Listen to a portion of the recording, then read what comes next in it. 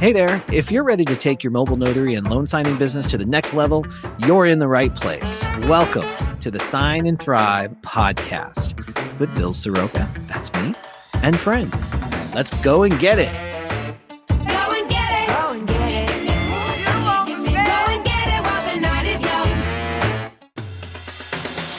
Hey everyone, as you're going out and getting it, remember that time is money. If you want to save 15 minutes per appointment and still stay in compliance and best practice standards for your notary journal, check out the Notary e-Journal by Jurat Inc.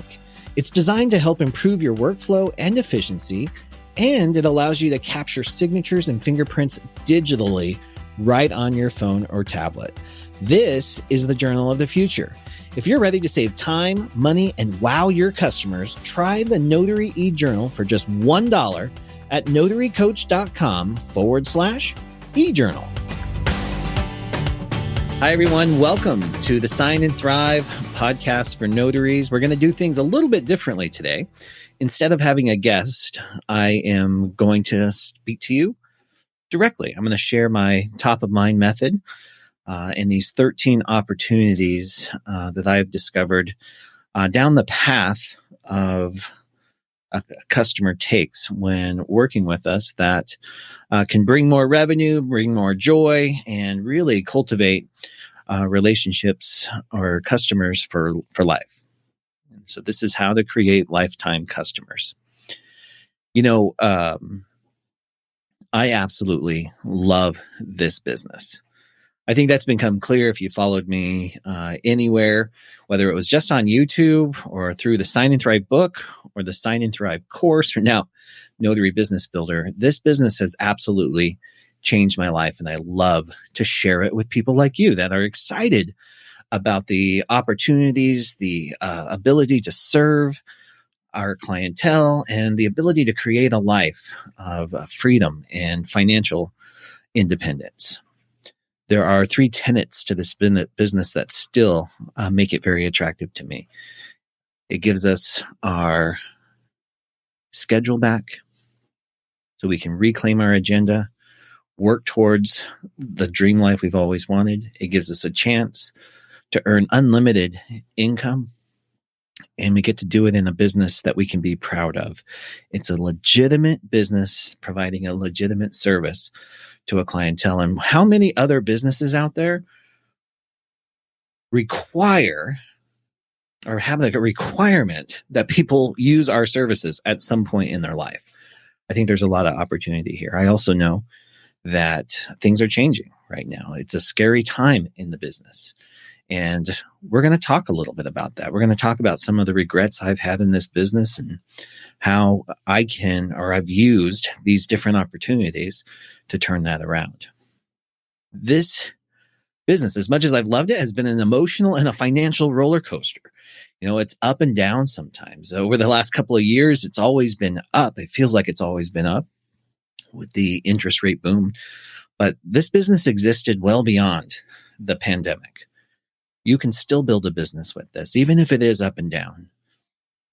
The challenge is that when things are going good and your phone is ringing and dinging off the hook, it's real easy to push aside all the fundamental business practices that help businesses succeed in the long run. So you might be you're fully aware of what you should be doing, but when you're busy and money's coming in and checks are in the mail, it's real easy to push those things aside a little bit until the phones stop ringing. And then you think, oh, crap. I never thought this would happen. I thought this would last just a little bit longer. And I've been through this cycle many times in this business. And here's what happens when the phone stops ringing. I start going through the different regrets. I've definitely had a few of these.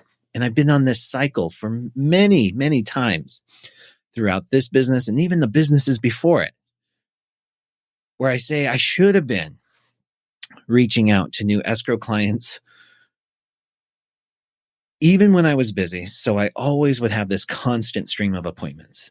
I should have embraced specialty notary work a long time ago. So my phone would keep ringing no matter what mortgage interest rates were.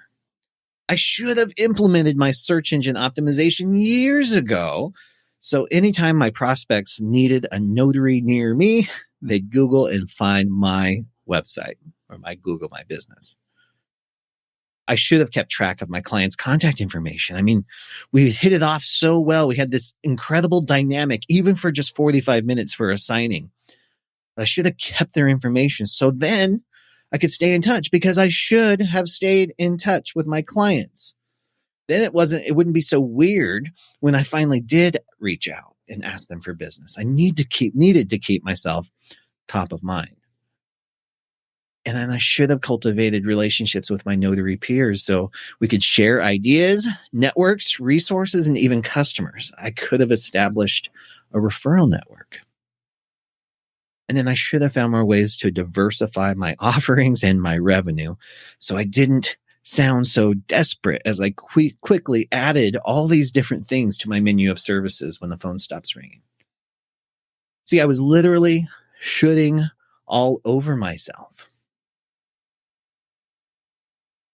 And as I was contemplating why I didn't do the things I knew I should have been doing, I mapped it out. And the way I map things out is I literally get giant sticky paper, I stick it on the wall, and I dive deep. Like, what's going on? Why am I not doing the things I know I should be doing? If I'm going to tell people that I am an entrepreneur, or I'm a mobile notary and loan signing agent, or a multiple six-figure earner, why wasn't I doing the things I knew I needed to be doing to keep that going? What was the deal? And what it boiled down to was a lack of appreciation of the lifetime value of my customer relationships. And how did I know that?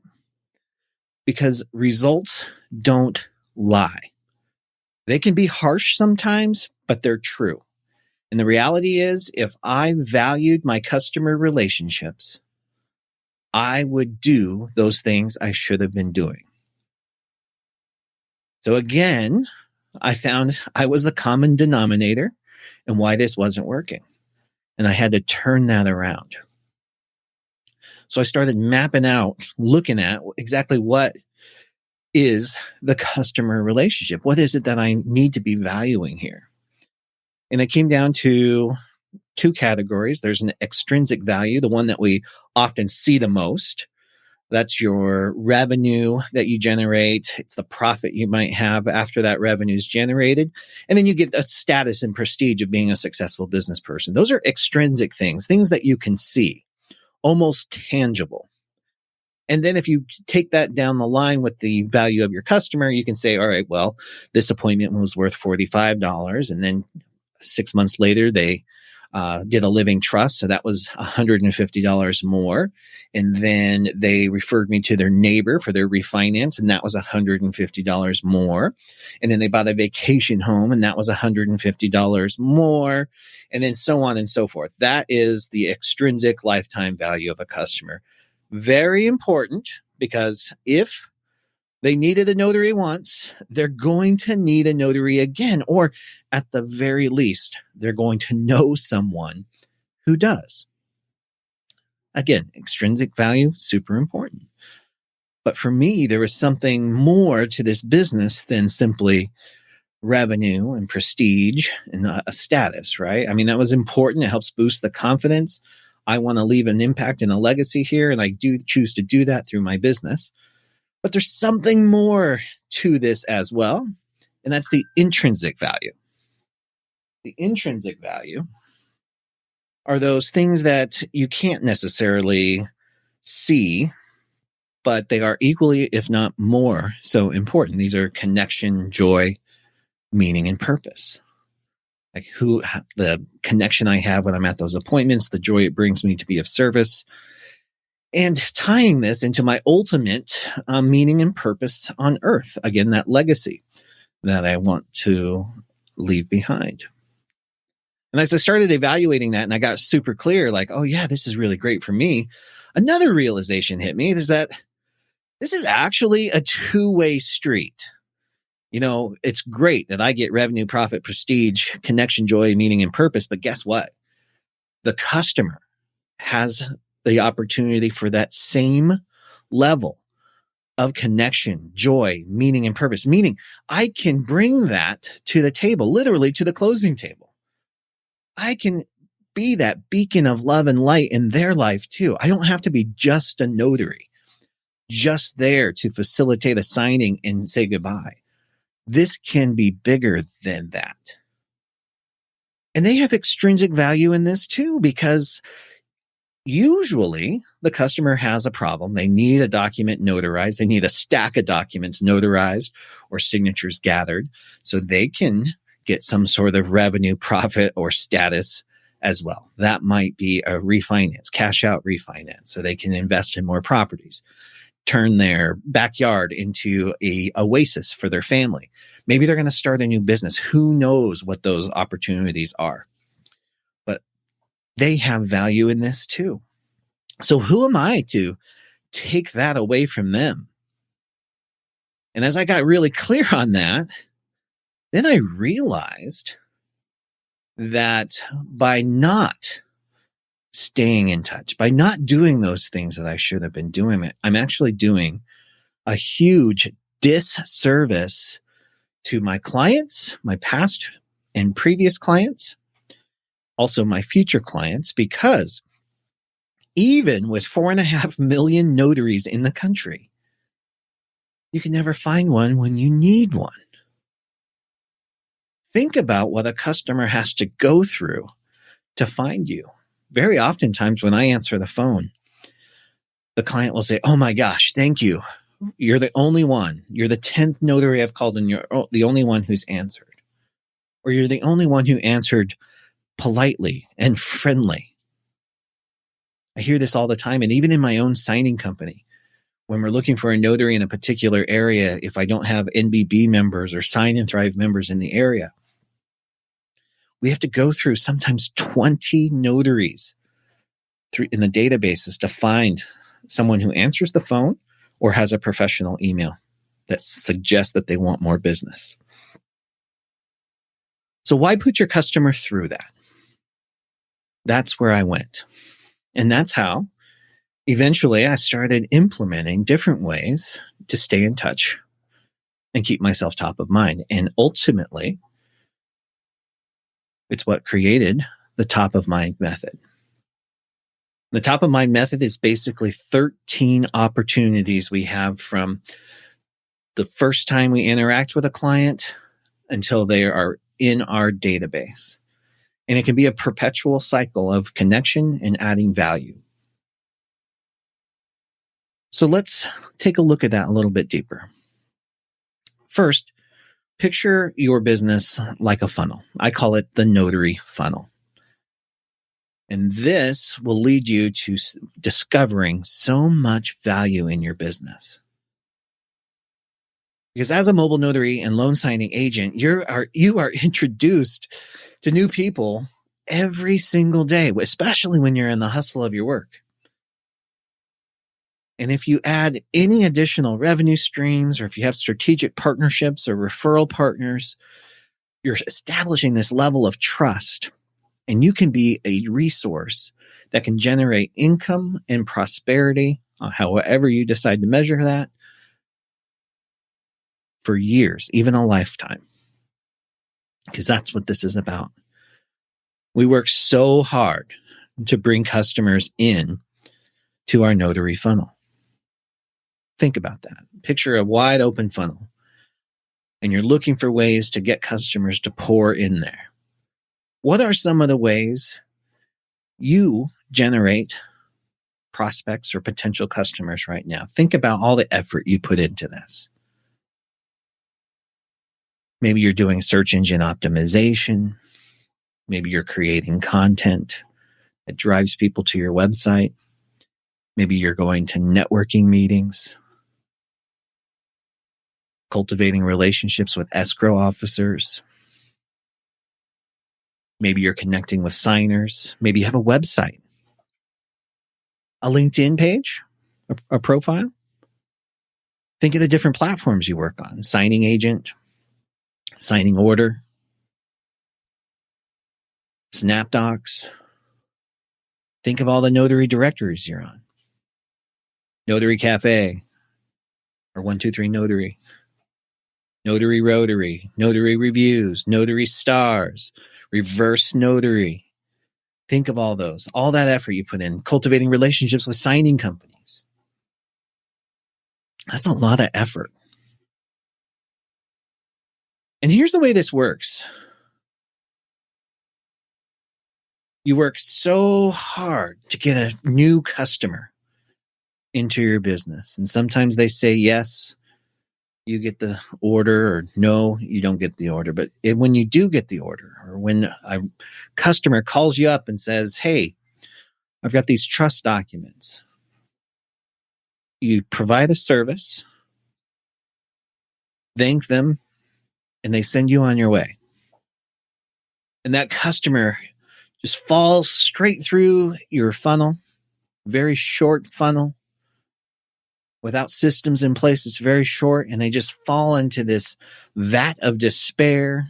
If you maintain any of their information, like a name or even an email address, it's probably just in the journal. And there's probably this little part of you that says, yeah, someday I'm going to go back. I'm going to reach out to those customers. But trust me, guys, that doesn't happen. We need more systems. So then you go right back into the cycle of working super hard to find another new customer to bring into your business, and then another, and it just repeats the cycle. And it makes this business a lot harder than it needs to be. What if I told you that you probably have already met the one person that could change everything in your business? And that person is just sitting in your peripheral network, in your contacts, stagnant. And if it's not the one person that can change anything, it's one person that can introduce you to the person who can.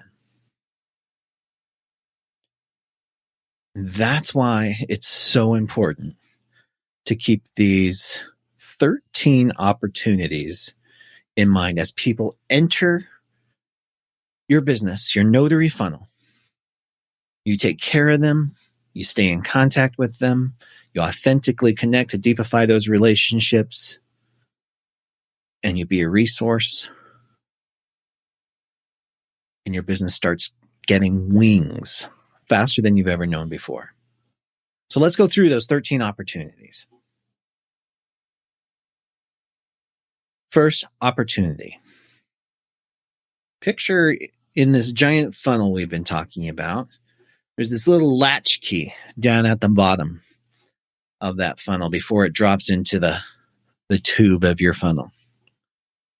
And that little latch key is opportunity number 1.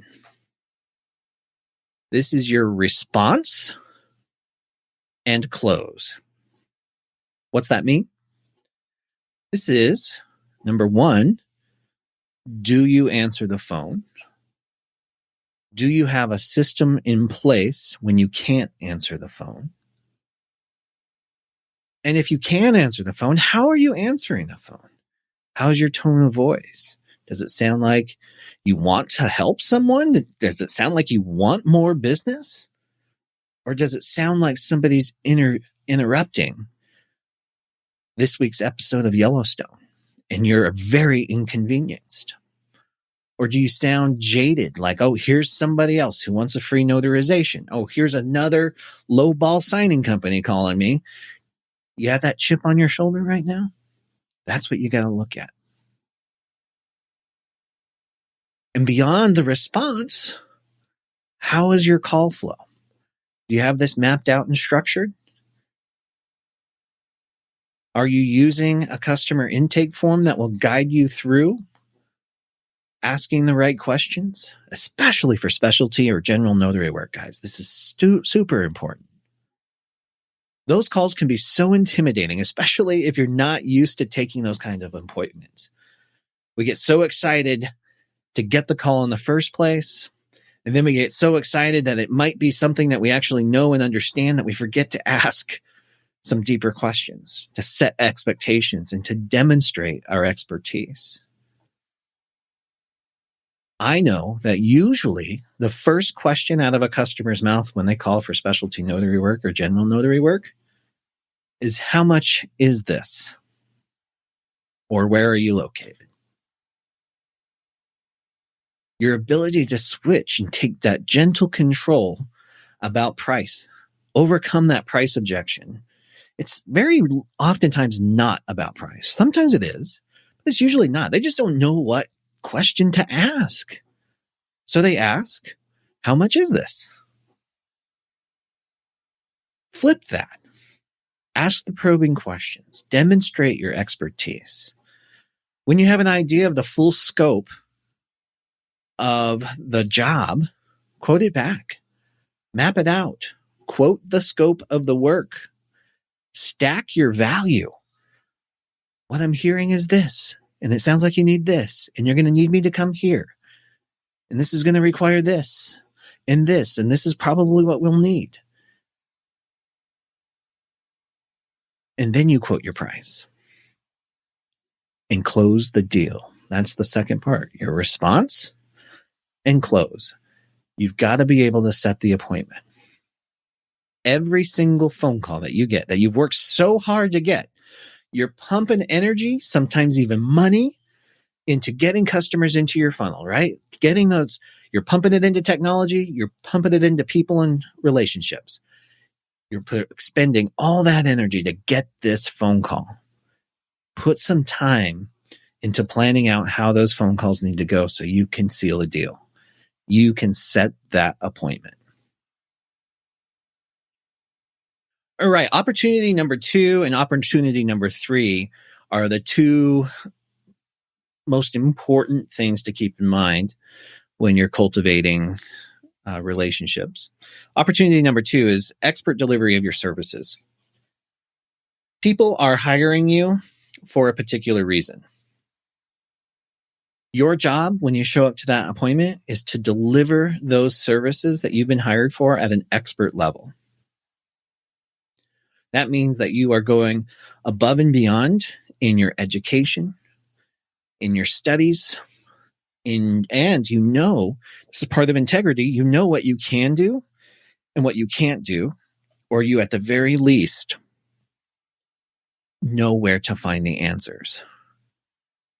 This is huge. Being resourceful, being like MacGyver. One of my favorite ways of setting myself up for success with this was creating a hierarchy of support. And with that, I could just look at the inside cover of my journal and say, okay, here's the situation. Here's who I can contact to get the answers. I usually start with my state handbook. In Arizona, we're actually blessed with a very good handbook, so that worked out really well. Then you might have the NNA hotline. You might have a mentor. You might have another training guide or a group that you've created or become a part of that you can trust. That's your hierarchy of support. And that's part of being an expert. You don't have to know all the answers, but you need to know where to find them. That will also tie into the tools and the systems that you have in place to actually perform these duties. What's in your notary bag? Are you prepared at these appointments? Do you know who to call at the appointment if something goes wrong? You know, the escrow officer, the closing agent, the attorney, whoever it might be. And this will tie in directly to opportunity number 3. Opportunity number 3 is lay the foundation for a relationship that has the potential to last beyond this one single transaction. Keep the bigger picture in mind, guys. This business introduces you to amazing people. And if we adopt the belief that you're going to meet or you've met the one person that could change everything for you, then you've got to show up 100% present to every single appointment. And part of that will be your emotional intelligence, called EI. And this will be a level. It requires a level of self-awareness, awareness of your emotional wake, like how people feel when you leave a conversation or you walk out of the room. This is one of the best ways to remember this, is to make eye contact and be interested in other people. And then also be interesting. So if they ask you questions, you've got something interesting going on. You can talk about the books you're reading. You can talk about the passion that you have for your business, your clients, your life. So it allows for something bigger to happen. It gives almost that freedom and permission for a relationship to grow from that one meeting. Now, speaking of that, it brings us to opportunity number 4. Get permission to stay in touch. This is huge. Think about all the amazing people that we meet in this business at our appointments. I would say probably 95 to 98% of the clients I've met are awesome. And there's been some, of course, that I wouldn't want to stay in touch with, even if you paid me. And that's okay. There's going to be a few of those that get through there, but most people are super cool. And think about if you're like in a loan signing, you're there for maybe an hour, sometimes an hour and a half, but that connection that you have, you're oftentimes laughing together. They're sharing information about their life and you are sharing about yours. It's a cool environment. In fact, they usually would like to stay in touch with you, but they don't know what's socially acceptable or what's normal. Can we do that or not? It's your job to open the door. Yeah, this is normal. We can do this. And one of my favorite ways to get permission is to say something along the lines of, thank you so much for making this fun or enjoyable for me as well. It's been a pleasure to be of service. I love to stay in touch. Do you mind if I send you a thank you card and an occasional email? That's a 100% success rate. Everybody I've asked that has said yes. Why? Because I only ask people that we have a connection with, right? I'm not asking the jerks. I'm not asking the people who clearly are not interested in a relationship. You can pick up that vibe relatively quickly in this business. I'm asking the people that I'm connecting with. Like, yeah, I want to stay in touch. I want to send you a thank you card. Who doesn't love getting a thank you card? And an occasional email. I love staying in touch, delivering value via email too. So let's talk about the next clump of opportunities and how we can fortify this value. All right, in opportunity number 5, it's called Button It Up. This is your post-appointment ritual. These are a few things that you do after every single appointment to set yourself up for success. Some ideas for this would be like send the invoice, upload documents or upload IDs if it's required with your clients, complete your bookkeeping. Do it right then, right after the appointment. I do my post-appointment ritual like in the car before I pull away. I build it into my logistical schedule each day. So I'm not rushing off. If at all possible, I'm not rushing off to the next appointment so it doesn't build up. Because if you tell yourself you're just going to wait to the end of the day to do invoicing or wait to the end of the day to send thank you cards, it's not going to happen. That's how you fall behind. That's why tax day is so stressful on April 14th, because it's just this accumulation of putting it off. It stresses us out. It takes up mind space. We want to do whatever we can do to clear our heads so we can focus on 2 major things. First, if you're in business, your client getting activities. You don't want to be wasting a bunch of time catching up on bookkeeping when what you should be doing or could be doing is building relationships with customers that are going to bring you more business. Because if you don't have customers or revenue, then you don't have a business. So give yourself this gift of staying on top of things. And this post-appointment ritual can do that for you. What are some other things you can do after every single appointment? Another is send out the handwritten thank you card. You just got permission to do so. Write it out right there. Have a note writing kit in your car. It does not have to be expensive. Yes, you can use technology like send out cards. I love send out cards. That was a game changer for me. But if you have even a tighter budget and you just want basic note cards and basic envelopes, just writing out, it was such a pleasure to meet you. Good luck on the new kitchen. Signed, Bill the Notary. Put it in an envelope, put a stamp on it, and drop it off at a post box. They will get that in 7 to 10 days. And then you might even send a thank you email right then, so it's instantaneous. You might even send a request for your Google reviews or your Yelp reviews, whatever you've chosen to do. This is the time to do that. Take a minute and build out your post-appointment ritual. And that brings us to opportunity number 6. In opportunity number 6, you want to stay in touch via email. Just occasionally check in with your customers, whether by adding some sort of value or just a standard check-in. Hey, thinking about you. What's new? Anything I can support you on? It can be that easy. And if you really want to go next level with this, automate those emails into what's called a campaign or a drip sequence. So as soon as they go into your CRM, which, by the way, is another great thing to do for your post-appointment ritual, is add your customers to your CRM. A CRM is a customer relationship management tool. If you're in Notary Business Builder, you have Tom. That's our smartphone app that has a built-in CRM feature. So you can add that right in to your account information. It makes sending this information, like the Google link, the link to do the Google review, super easy.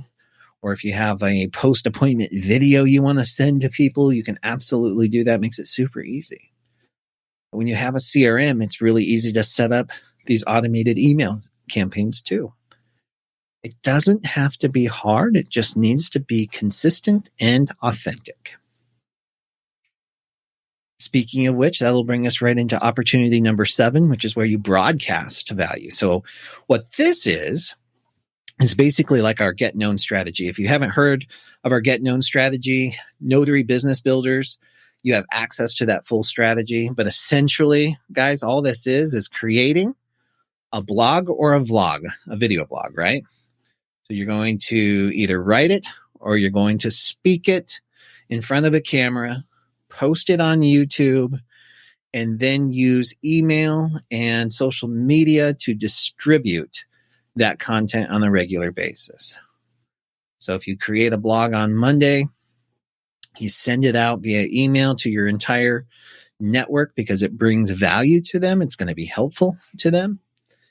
And then you periodically schedule for the next week, 10 days, 30 days, whatever you want to do, short little clips or short little blips about what that blog article is. You do that on social media.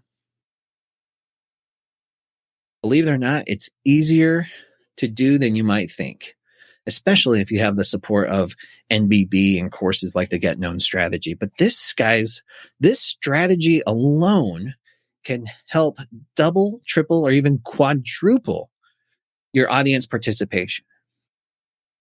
It'll help you capture email addresses, which is extremely important no matter what business you're in. Think about that for a second. Think about all the businesses, the service-based businesses, the carpet cleaners, the windshield companies, the insurance companies, all these companies. Capture your email address. Check your inbox. You can see it gets a little overwhelming, of course, but they do it for a reason, guys. They don't do that email marketing because it doesn't work. They do it because it does work. In fact, broadcasting value via email and social media, true value that really helps people, is one of the strongest ways that you can give your audience an opportunity to get to know you, like you, and trust you. Guys, we're in the trust business. We're notaries. This is extremely important. People work with who they know, like, and trust. This is your opportunity, and opportunity 5, 6, 7, and 8, to really allow them to get to see your personality a little bit. They get to see you demonstrate your expertise, that you know what you're talking about. And they get a feel for your philosophy for life, because you're sending information that is going to help them. And guess what? Many of your customers probably own their own business, their own brand, or they represent companies where they have their own brand. And they're probably posting content of their own. So opportunity number 8 is to engage with other people's content. Get in their orbit. Like and follow them on LinkedIn or Facebook or Twitter, Instagram, whatever you're on. Get in their orbit and then thoughtfully engage with what they're posting. They've got their own dreams, just like you. There's a reason that you're out on the web working so hard to make a difference and to draw customers into your business, because you know that you are going to service those customers better than anyone else. That's why it's so important. And they feel the same about what they do. And if you can engage with that content and help them succeed by liking their stuff, if it's applicable, you can thoughtfully comment on it and continue the conversation, right? You can comment about what it is that you like about what they posted or what they wrote or what they shared. Continue the conversation in the comments. Or you can share their content with your network. And when you share that content, you don't just share it blindly, like just click share and then it goes to your LinkedIn audience and nobody knows what they're talking about. You want to do this thoughtfully. Click share and then write to your audience, to the people who follow you, and say, hey guys, this is why I think you might enjoy this. This is what I liked about it. What do you think? And click share. That's how you can thoughtfully engage with other people's content. And it's a real nice and passive way to tickle your audience, to stay connected to them, because they get a notification every single time you do that. So as your relationship grows and we move into the final section of these 13 opportunities, you're going to have a solid foundation for staying in touch and deepifying your relationships. So that's the last 5 of these 13 opportunities, is to deepify relationships. And opportunity number 9, it's real easy. Once your customers come through, they're slowly winding through your funnel. They're getting an occasional email from you. They got that initial thank you card. They maybe posted a review for you. You're staying in touch. And then maybe once a month or once a week, whatever you decide to do, you release a blog that helps them navigate maybe the mortgage process or the real ID process. And they're just really getting to know you. They're starting to like you, and they're certainly going to start trusting you because you're clearly a professional and an expert in your field. So then they're in your reservoir of potentiality here, right? Opportunity. Number 9 is reaching out. Every now and then, do a personal connection. Just simply reach out and say, hey, it's Bill the Notary, thinking about you. Would love to catch up sometime. What's your schedule like? Or just, hey, it's Bill. What's new? Would love to catch up sometime. Got time for a call, a coffee, a Zoom, a cocktail? Whatever you want to talk about. Super easy. When you do that, Sometimes a conversation happens, sometimes it doesn't, and that's totally okay.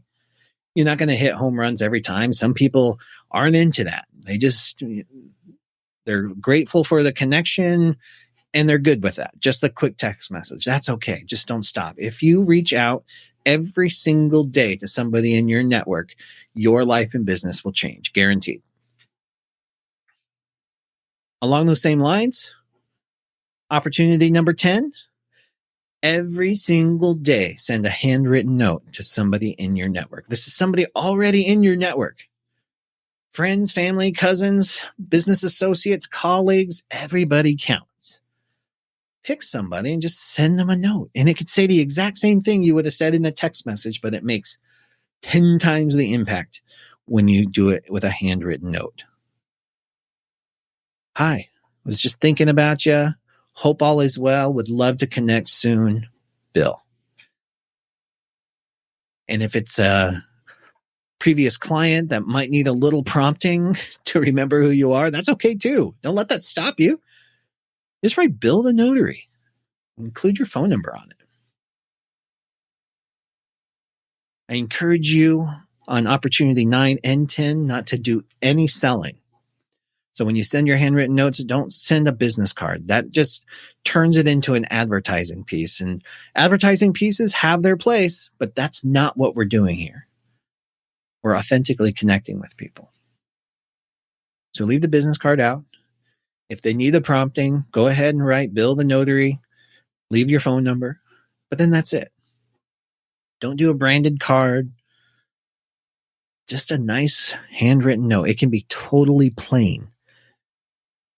You can make these yourself. It does not have to cost anything but a stamp and the cost of paper. Do that every single day. And if you have a hard time wondering what to say, start with thank you cards. Send a thank you card to people from your long past, your recent past, whatever, and just say, hey, thanks for the leg up that time when you helped me start my business.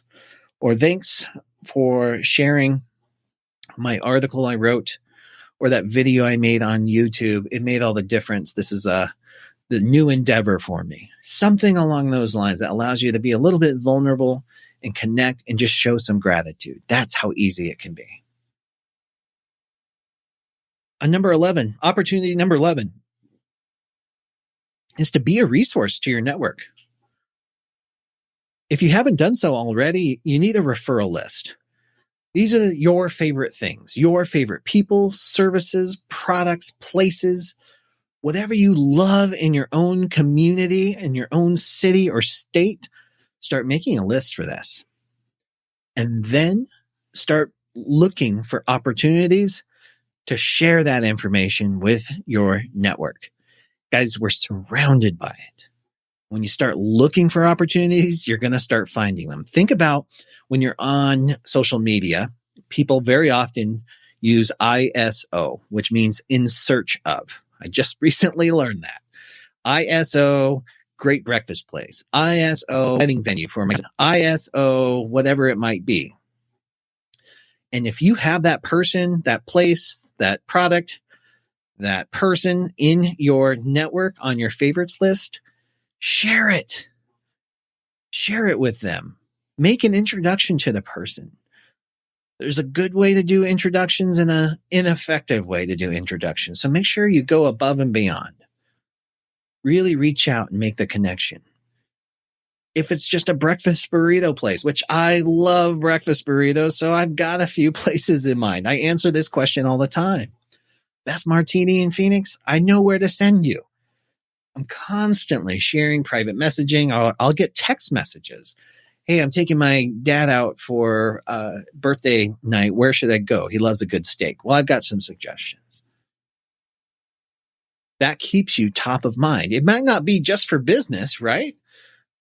But it certainly works that way. You're calling me for a steak. You're probably going to call me for a notarization. Funny how it works, but it actually does. And opportunity number 12, this is where you get a chance to deepen relationships with your notary peers and your own education. So this is where you want to Connect with those notaries that are putting on events. Show up to those events.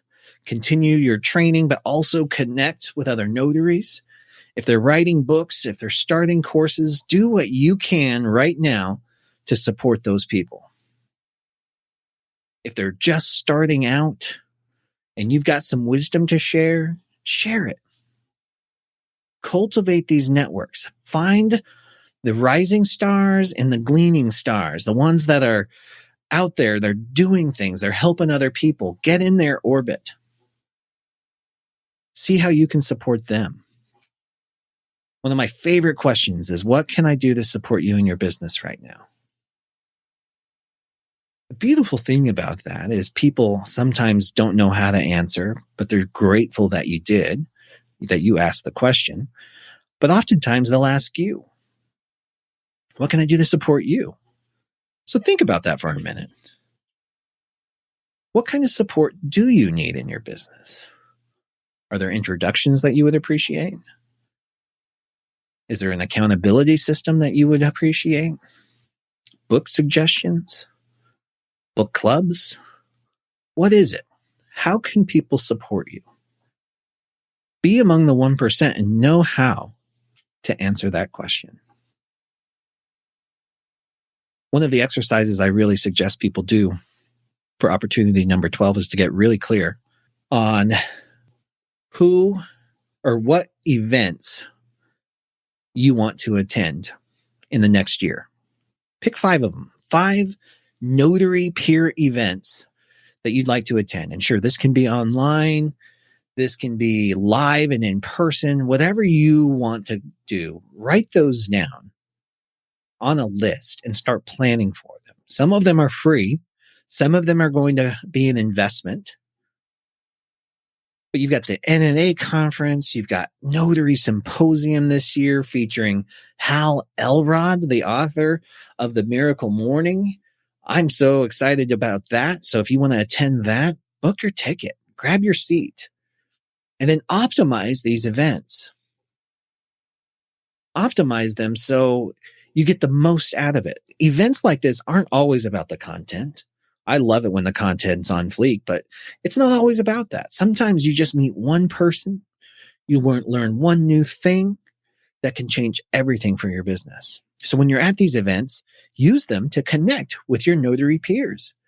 There are people doing some crazy big stuff in this industry.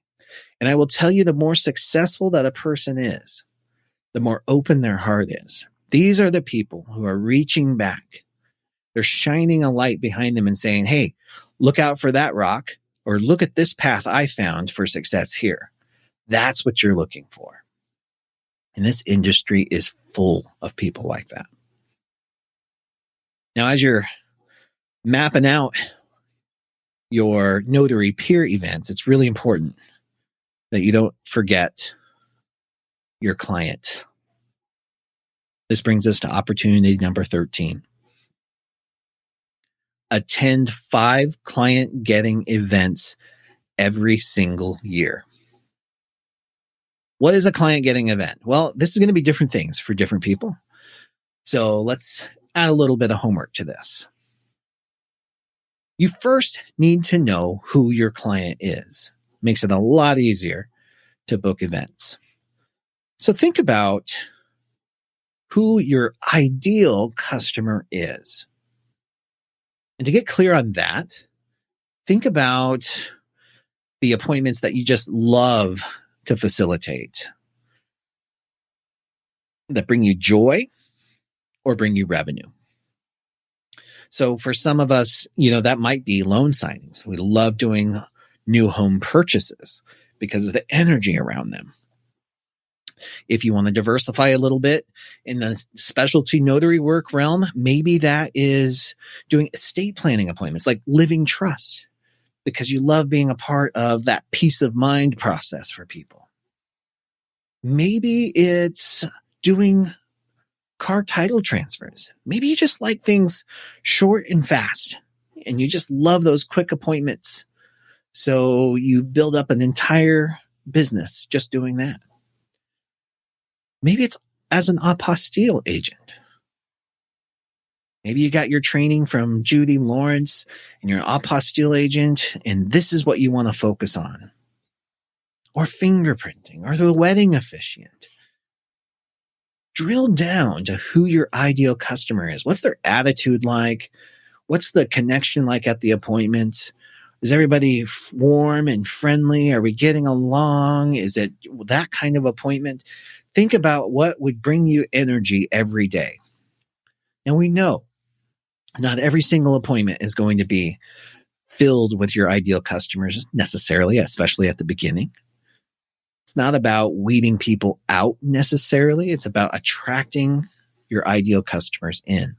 Because when you know who your ideal customer is, then you could start using language in your search engine optimization, your content, your website, your emails that draws that kind of person in. Here's the beautiful thing. With clarity comes customers. So spend some time on that. And as you identify who your ideal customers are, I guarantee you'll see a theme, and they congregate somewhere. In all likelihood, your ideal customer has an association with it, or they do an annual event, a convention, they do some training. There's an industry somewhere that is tapped into marketing to those people. Get in their orbit. See what events they are. How are they attracting these customers? Get there. You want to be surrounded by your ideal customers so they can get to know you, like you, and trust you. Let's look at an example of that. Let's say you love doing estate planning. In particular, this is a niche that I am working on in my business too. As our industry changes, I'm always thinking about how I can have additional streams of revenue or service, and how I can help my notaries on my team or as part of the Notary Business Builder. How can we adapt to what's going on? So I decided I love doing these living trust appointments. What I don't love is arguing, or not necessarily arguing, but quibbling over $65, $85, or $100 appointments. I don't want that. So I got really clear on what kind of client I would want to attract to get past that. So I said, okay, well, it's definitely going to be estate planning attorneys, but I want estate planning attorneys that cater to deca millionaires or more. So it's high net worth clients that value their time over money. That's what was really important to me. And then I even got clear. I love working with a team that is almost OCD in their attention to detail. Like, I want the paperwork to be clean. I don't want it to be riddled with mistakes. I just want everything to run smooth. I want their office staff to talk warmly and professionally. I don't want my stomach to turn when they call. I don't want anybody yelling or cussing. I just want things to run smooth. So I started mapping that out as my ideal customer as I pursue these estate planning attorneys. And it's really working out interesting. I've said no to a lot more, and I've had some say no to me, but I've gathered already 2 new clients, working on the 3rd, that specialize in this, and they value me. They love the value I bring to the table. They know that they can be proud to send me out to their clients. They're very high-end clients, high net worth value clients. We have a great time. The clients are super warm and friendly. They're grateful. They're so glad they didn't have to fight traffic to sign their paperwork. And then the attorney is grateful too, because I represent them well. That's how clear you want to get on your ideal customer. And now I know where these types of attorneys hang out.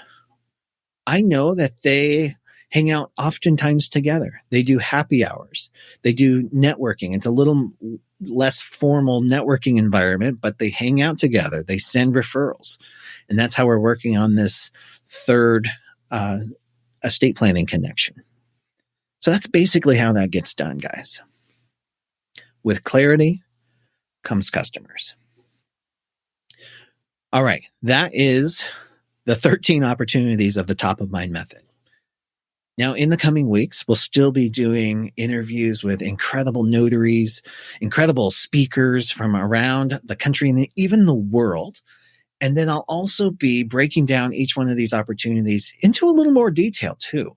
So you can tap in to the experience I've had in overcoming all the shoulding all over myself, the business failures, the shame cycle that we often have when we know we should have been doing something, but we didn't.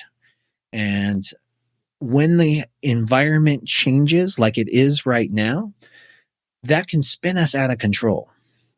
And then we can quit when we're so close to success, because we're here in this business for a reason, guys. We love it for a reason. So you got to stay tapped into your compelling why. Like, why did you start this business in the first place?